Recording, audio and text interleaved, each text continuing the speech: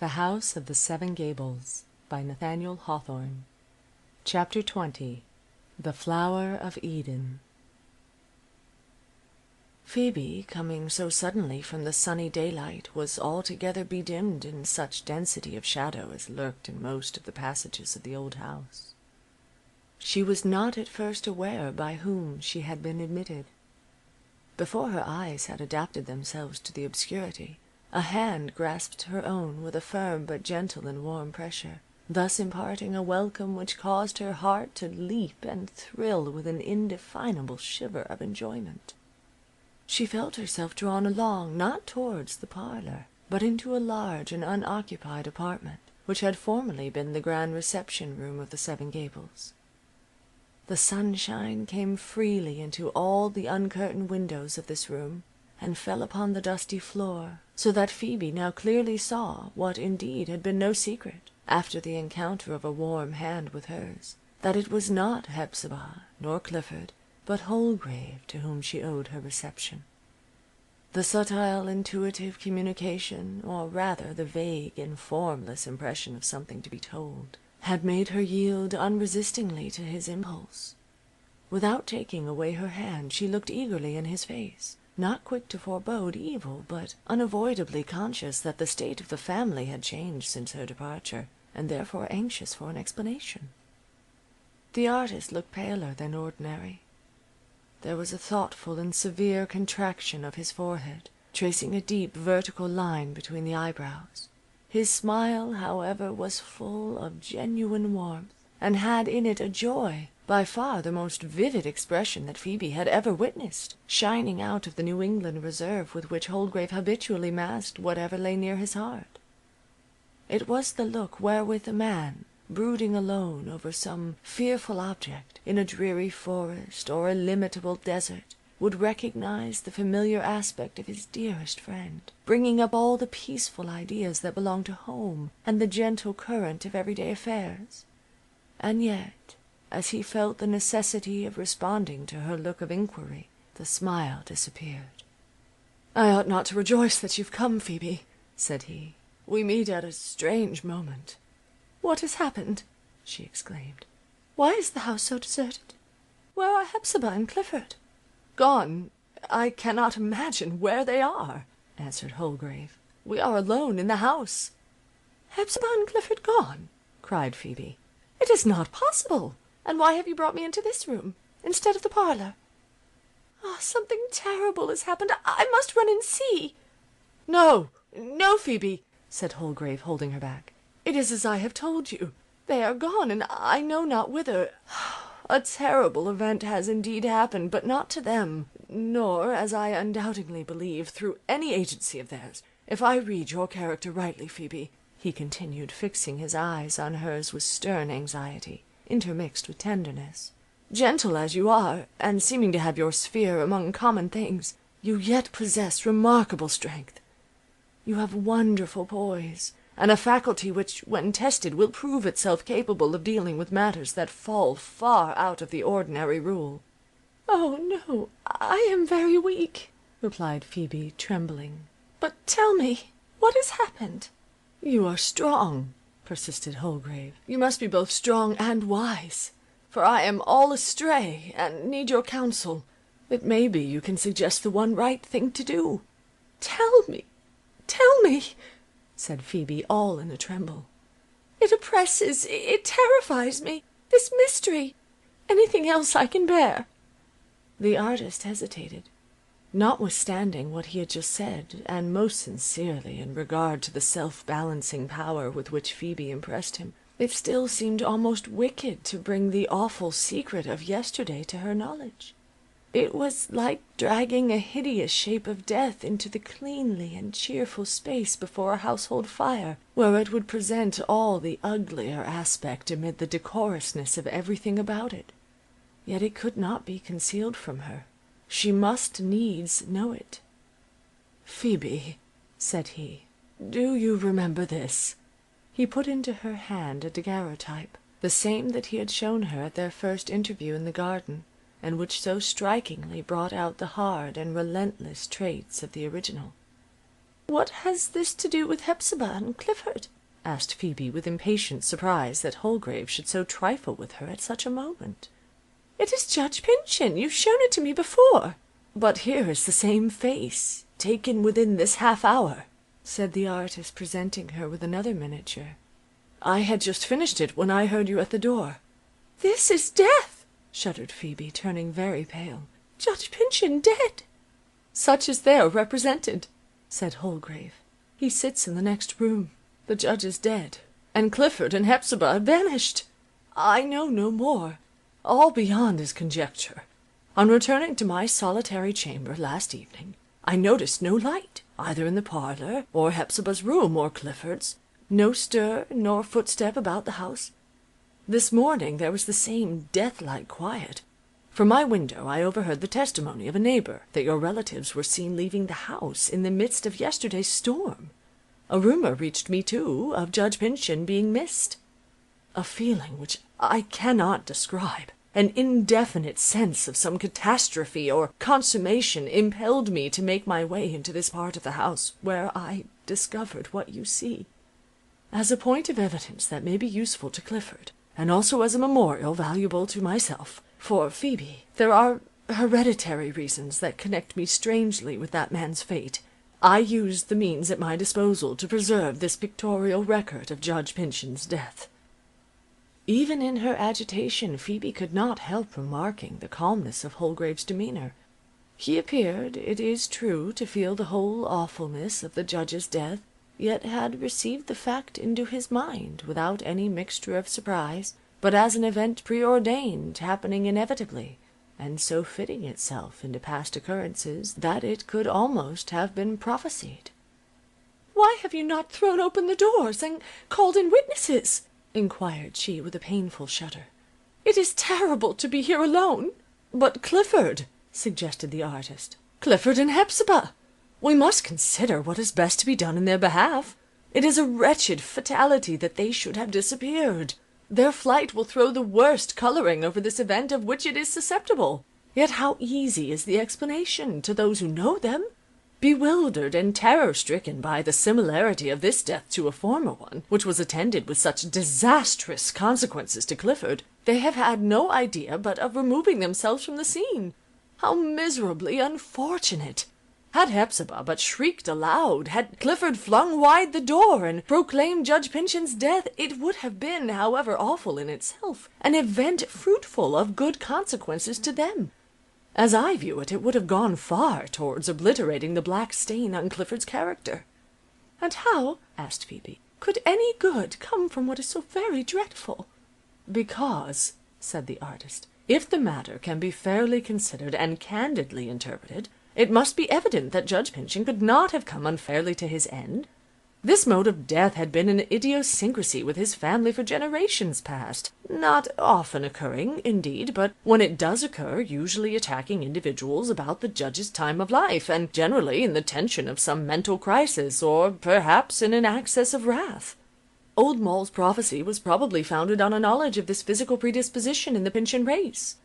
Now, there is a minute and almost exact similarity in the appearances connected with the death that occurred yesterday, and those recorded of the death of Clifford's uncle 30 years ago.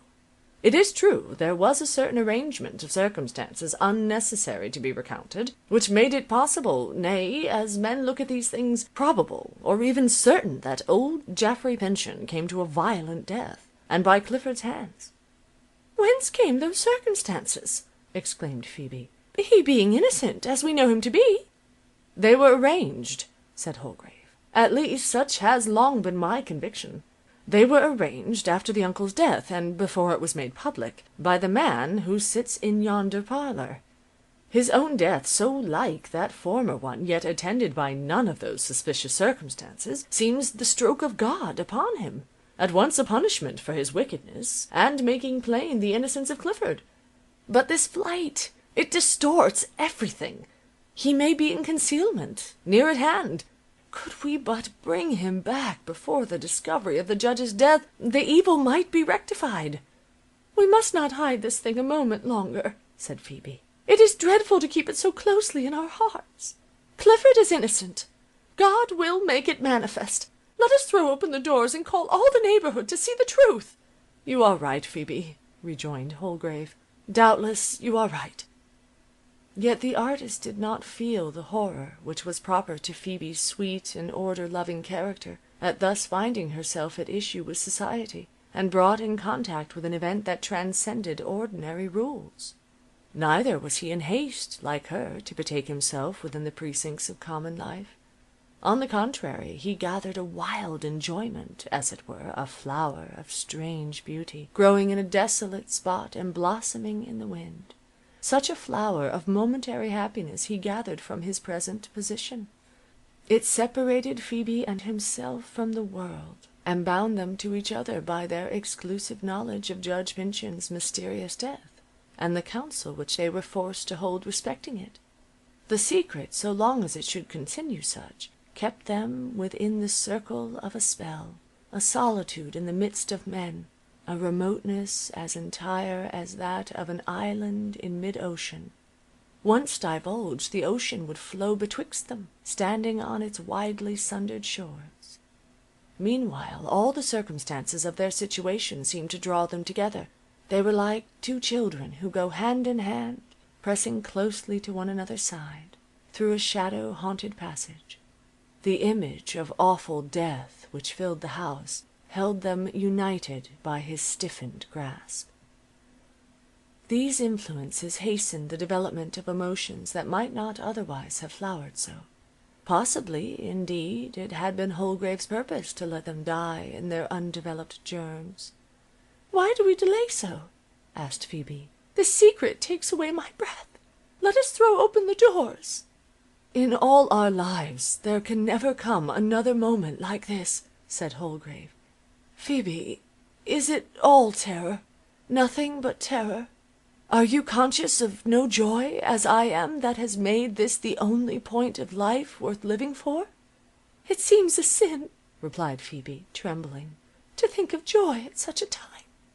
"Could you but know, Phoebe, how it was with me the hour before you came!" exclaimed the artist.